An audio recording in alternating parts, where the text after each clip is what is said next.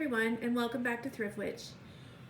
Today I have for you a really small haul of items from a recent trip to the thrift store.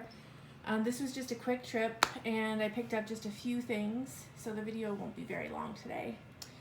First items are these really interesting, what turns out to be puzzle pieces made in West Germany, which is actually stamped on the lion.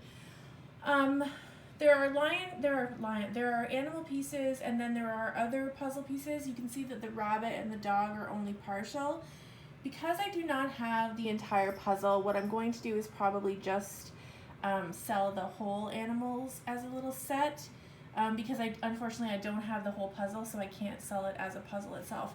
They're really interesting. They're made of rubber, so I would imagine this was a child's puzzle, and you can see here on the little deer it does say made in West Germany.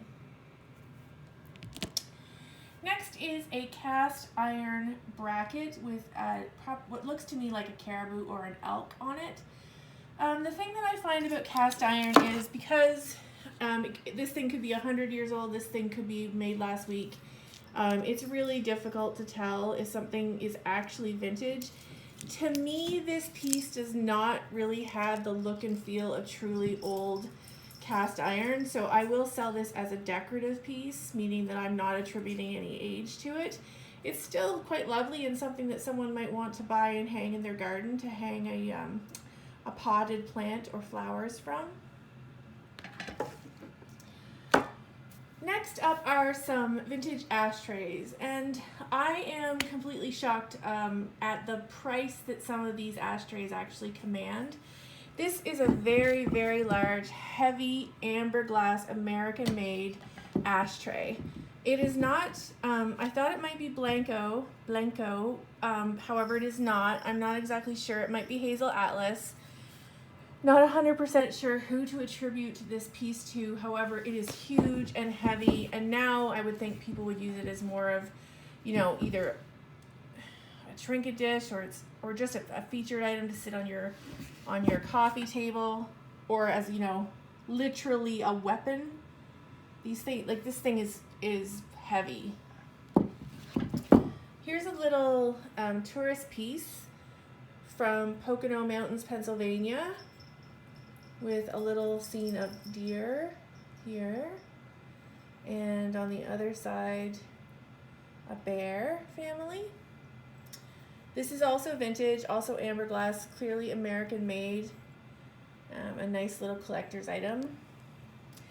Next up is the thing that you definitely throw at someone's head if you want to fatally wound them. This thing has to weigh several pounds. I believe it's crystal. It is also an ashtray or cigar tray. Can you imagine having one of these filled with ashes? How many cigarettes that would be? You must be having quite the party. But like I said, they are collectible and they are sought after, so I have been picking them up as I've been out thrifting. Next is a little bank that says, "Good fortune is good friends," with this nice little mouse couple in domestic bliss in their little mushroom house with the snail on the lid. This form was made by several different manufacturers. Not exactly sure who produced this one without any marking or sticker, really hard to tell, but just a cute little vintagey piece. Another set of bookends. I've been picking up vintage bookends for the Thrift Witch spot at the Gore Street Antique Market in Perth. I saw this pair a couple times before I finally did choose to pick it up. It does have a couple small chips here on the base with this baseball bat and football, and it is marked Japan. They are ceramic. I just think, they're a cute little set of bookends, and they'll display nicely in the store. Next up is this chubby, guilty little chipmunk who is eating his cookie jar. This is in very nice condition with only a bit of paint loss on the cold painting. Cold painting is like the term I've learned to use for when it's paint that's applied after firing, and so therefore it's really susceptible to wear. This cookie jar is marked It is marked Made in Japan here.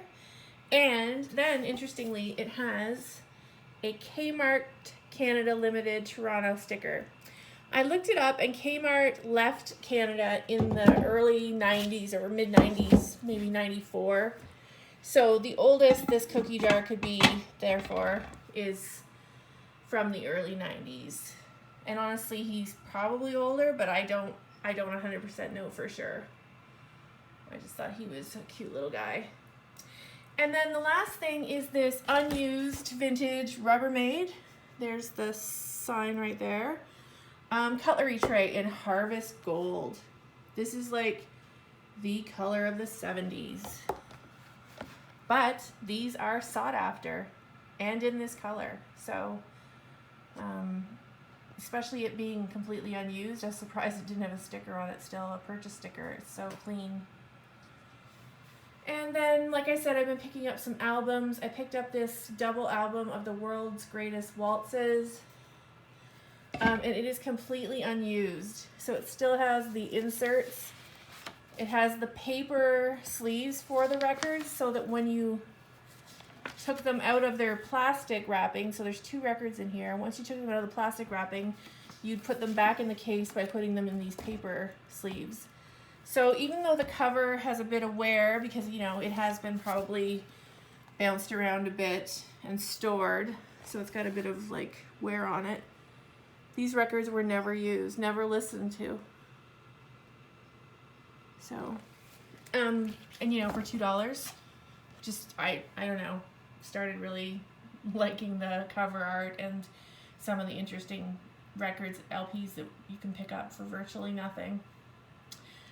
So that's it. Not too many items today for this haul. Just, you know, some weaponry and a really cute little guilty squirrel or chipmunk. Thanks for listening. Thanks for watching the channel, everybody. If you have any comments or questions, if there's something here that you're interested in, drop us a comment. And thanks again for watching the channel.